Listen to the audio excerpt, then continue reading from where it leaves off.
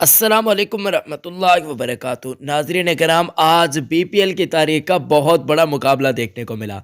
एक साइड पे थे मोहम्मद रिजवान, दूसरी तरफ बॉलिंग करा रहे थे मोहम्मद आमिर। बहुत ही खूबसूरत किस्म का नमा आज हमें देखने को मिला। मोहम्मद रिजवान भी आमिर को खेलते हुए आज काफ़ी ज़्यादा चौंक गए। बिल्कुल सही सुन रखे गए, मोहम्मद आमिर को खेलते हुए मोहम्मद रिजवान काफ़ी ज़्यादा चौंक गए। मोहम्मद आमिर के रिएक्शन भी आपको दिखाने जा रखे गए और आखिर में ज़बरदस्त किस्म की चीज़ मैं आपको दिखाऊंगा, आपका दिल काफ़ी ज़्यादा खुश हो जाएगा। इस वीडियो को आखिर तक ज़रूर देखें। दोनों ही पाकिस्तानी खिलाड़ी हैं, लेकिन इन दोनों में से आपका फेवरेट तरीन खिलाड़ी कौन है, कमेंट्स में ज़रूर बताइएगा। चैनल को भी अभी कभी सब्सक्राइब कर दें। आपको बताते चलें कि बीपीएल के अंदर आज 16वां मैच खेला जा रहा है, जिसका नतीजा तकरीबन मोहम्मद रिजवान की जो टीम है कुमेला, उसकी फतह पर तकरीबन ख़त्म होने जा रहा है।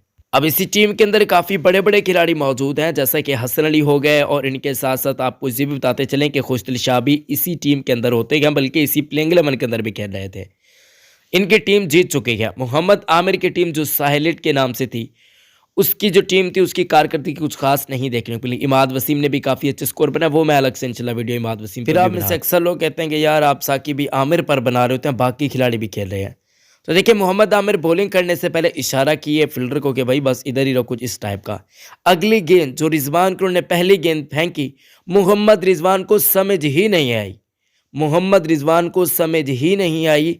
तकरीबन विकेट की किलियां उड़ने ही वाली थी, इतनी कमाल की गेंद फेंकी मोहम्मद आमिर ने। काफ़ी खूबसूरत किस्म की गेंद थी, रिवर्स स्विंग हुई और बिल्कुल भी समझ नहीं पाए, चौंक गए मोहम्मद रिजवान यकीनन।